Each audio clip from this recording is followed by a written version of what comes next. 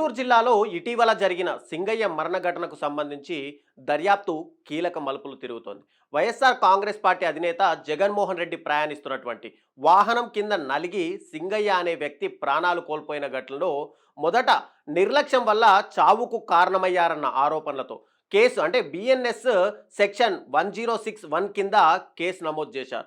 అయితే పోలీసు దర్యాప్తులో తాజాగా బయటపడినటువంటి సీసీ ఫుటేజ్ కానీ డ్రోన్ విజువల్స్, ప్రత్యక్ష సాక్షుల వాంగ్మూలాలను పరిశీలించిన అనంతరం పోలీసులు ఈ ఘటనను ఊహాపూరిత హత్యగా పరిగణిస్తున్నారు. దాంతో బిఎన్ఎస్ కొత్త సెక్షన్ 105ను ఈ కేసులో జత చేశారు. అయితే ఇది నాన్ బెయిలబుల్ నేరంగా పరిగణించబడుతుంది. ఇది మాత్రమే కాకుండా ఈ ప్రమాదం ప్రణాళికాబద్ధంగానే జరిగిందన్న అనుమానాల నేపథ్యంలో బిఎన్ఎస్ సెక్షన్ 49ను కూడా పోలీసులు కొత్తగా చేర్చారు. అయితే ఈ సెక్షన్ ప్రకారం నేరానికి ప్రేరణ ఇవ్వడం, ప్రోత్సహించడం లేదా సూచించడం వంటి వాటిపై కూడా చర్యలు తీసుకోవచ్చు. అయితే కేసులోని వీడియో ఆధారాలన్నింటినీ పరిశీలించిన తర్వాతనే ఈ సెక్షన్లను చేర్చినట్లు పోలీసులు అయితే మీడియా ముందైతే చెప్తున్నారు. అయితే ఇక్కడ మొత్తంగా మనం ఈ కేసు విషయం మాట్లాడుకుంటే ఆంధ్రప్రదేశ్ మాజీ ముఖ్యమంత్రి వైసీపీ అధినేత జగన్మోహన్ రెడ్డి జూన్ 18న సత్తెనపల్లిలోని వైసీపీ కార్యకర్త కుటుంబాన్ని పరామర్శించేందుకు వెళ్ళగా జగన్ ప్రయాణిస్తున్నటువంటి కాన్వాయ్ వాహనం కింద పడి చీలి సింగయ్య అనే వ్యక్తి చనిపోయారు.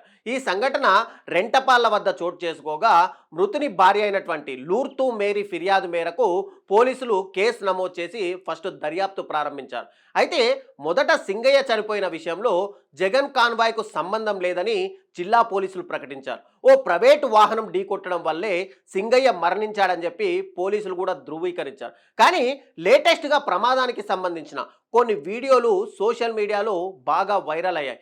ఈ వీడియోల ఆధారంగా జగన్ ప్రయాణిస్తున్నటువంటి కారు కిందనే పడి సింగయ్య మరణించినట్లు ఆరోపణలు వచ్చాయి. అయితే ఈ వీడియోలో వెలుగులోకి రావడంతో ఈ కేసులో కీలక మలుపులు చోటు చేసుకుంటున్నాయని చెప్పుకోవచ్చు. ఈ నేపథ్యంలోనే ఎఫ్ఐఆర్లో మార్పులు చేసినటువంటి గుంటూరు జిల్లా నల్లపాడు పోలీసులు జగన్ కారు డ్రైవర్ రమణారెడ్డిని ఈ ఘటనకు బాధ్యుతుడిగా చేస్తూ A1గా కేసు పెట్టారు.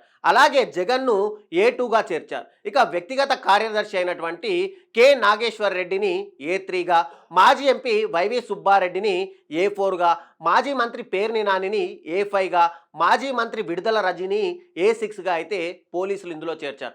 అంతేకాకుండా తాడేపల్లిలోని నివాసం నుంచి సత్తెనపల్లి పర్యటనకు జగన్ బయలుదేరిన సమయంలో కాన్వాయ్కు కేవలం 3 కార్లకు మాత్రమే అనుమతి ఇచ్చినప్పటికీ కూడా అనుమతులకు విరుద్ధంగా వాహనాలు ప్రయాణించాయని చెప్పి ఎస్పీ చెప్తున్నారు. వీరిపై బిఎన్ఎస్లోని 105, 49 కింద కేసు నమోదు చేసినట్టు వివరించారు. దాంతో ఈ సెక్షన్లు 105 గురించి ఇప్పుడు కొత్తగా చేర్చినటువంటి 105 గురించి రాష్ట్ర వ్యాప్తంగా చర్చ నడుస్తుంది. అసలు ఏంటి ఈ కల్పబుల్ హోమిసైడ్ కేసు అనేది మనం మాట్లాడితే బిఎన్ఎస్ 105 సెక్షన్ని హత్య కిందకు రాని కల్పబుల్ హోమిసైడ్ అని ఉపయోగిస్తారు.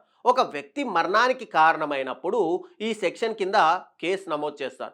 నేరం గనక ఒకవేళ నిరూపణ అయితే సంబంధిత వ్యక్తులకు జీవిత ఖైదు విధించే అవకాశం ఉంది. అంతేకాకుండా నేర తీవ్రతను బట్టి 5 నుంచి 10 ఏళ్ల వరకు జైలు శిక్ష, జరిమానా కూడా విధించవచ్చని మనకు తెలుస్తుంది.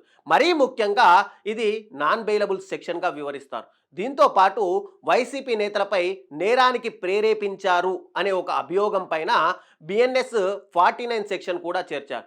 ఈ సెక్షన్ ప్రకారం నేరానికి ప్రేరణ ఇవ్వడం, ప్రోత్సహించడం లేదా చేయమని సూచించడం వంటి వాటిపై కూడా ఈ రకంగా చర్యలు తీసుకోవచ్చు. అయితే కేసులోని వీడియో ఆధారాలన్నింటినీ పరిశీలించిన తర్వాతనే ఈ సెక్షన్లను చేర్చినట్టు పోలీసులు అయితే చెప్తున్నారు. ప్రస్తుతం ఈ వ్యవహారం ఏపీ వ్యాప్తంగా కాకుండా 2 తెలుగు రాష్ట్రాల్లోనూ హాట్ టాపిక్గా మారిన తరుణంలో పోలీసులు దీనిపై మరింత లోతుగా విచారణ జరుపుతున్నారు. ఇక రానున్న రోజుల్లో ఈ కేసుకు సంబంధించి ఎలాంటి మలుపులు తీసుకుంటుంది, ఏం జరుగుతోంది అనే ఒక హాట్ డిస్కషన్ కూడా 2 రాష్ట్రాల్లోనూ జరుగుతోంది.